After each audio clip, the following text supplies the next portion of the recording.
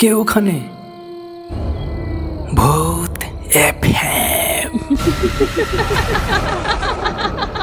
যেখানে মৃত মানুষের শব্দ শোনা যায়, যে রেডিওতে রাত 10টা বাজলে ফ্রিকোয়েন্সি অন হয়, যে রেডিও শুধুমাত্র ভূতেরা শোনে।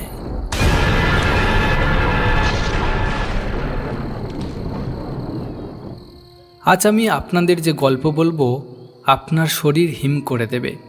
আমাদের সব গল্পগুলো গভীরভাবে শুনতে হেডফোন ব্যবহার করুন। একটি এমন বাড়ির গল্প যেখানে রাতের আধারে শোনা যায় শিশুর হাসি, কিন্তু সমস্যা হলো যে বাড়ির কোনো শিশু ছিল না। এই গল্পটি শুনতে শুনতে আপনি হয়তো আপনার পিছনে কাউকে থাকতে অনুভব করবেন, কিন্তু ঘুরে তাকাবেন না, কারণ আজ আমি যা বলবো তা শুনলে আপনি আর কখনো অন্ধকারে একা থাকতে পারবেন না। শুরু করছি অন্ধকারে শিশুর হাসি, আমাদের বাড়ির নতুন অতিথি।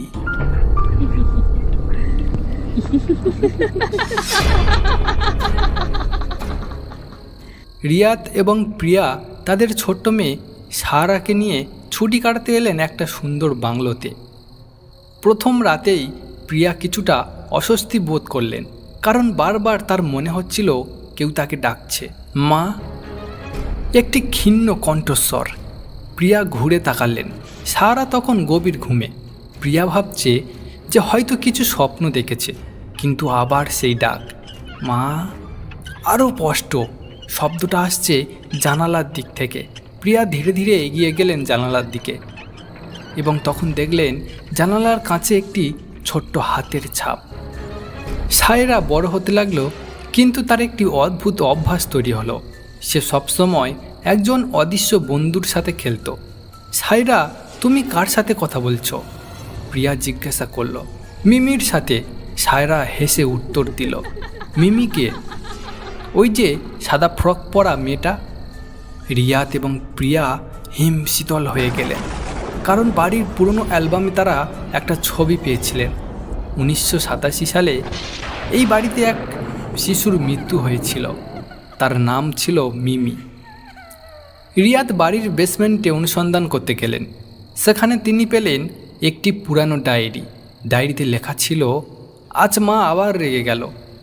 সে বলল, আমি তার সত্যিকারের মেয়ে নই। রিয়াদ পৃষ্ঠা উল্টাতেই, আমি ভয় পাচ্ছি, মা আমাকে মারতে চায়। রিয়াদের হাত কাঁপছিল। ঠিক তখনই রিয়াদ শুনলেন, বাবা, একটি মিষ্টি কণ্ঠস্বর। রিয়াদ পিছন ফিরে তাকাতেই দেখলেন একটি ছোট্ট মেয়ে সাদা ফ্রক পরে দাঁড়িয়ে আছে, কিন্তু তার মুখে কোনো মুখ নেই। পরের দিন রিয়াদ একটি পুতুল কিনে আনলেন। রিয়াদ সেটা জানালার পাশে রেখে বললেন, মিমি, এই নাও তোমার নতুন খেলনা, কিন্তু আমাদের সায়রাকে ছেড়ে দাও। সেই রাতেই শোনা গেল, ধন্যবাদ।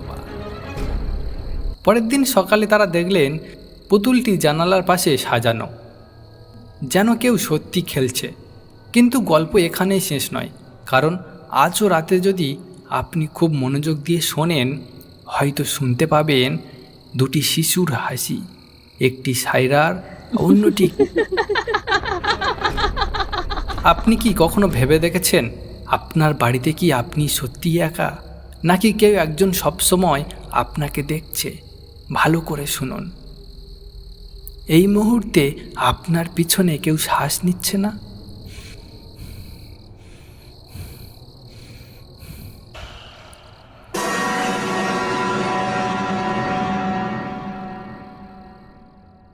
আপনি শুনছিলেন ভূত এফএম। এই চ্যানেলে প্রতি রবিবার ঠিক রাত 10টায় ভূতের শব্দ শোনা যায়। তাই গল্পগুলো মিস না হয়ে যায়, তাই এখনই সাবস্ক্রাইব করে রাখুন। আর ভিডিও কেমন লাগলো অবশ্যই জানাবেন।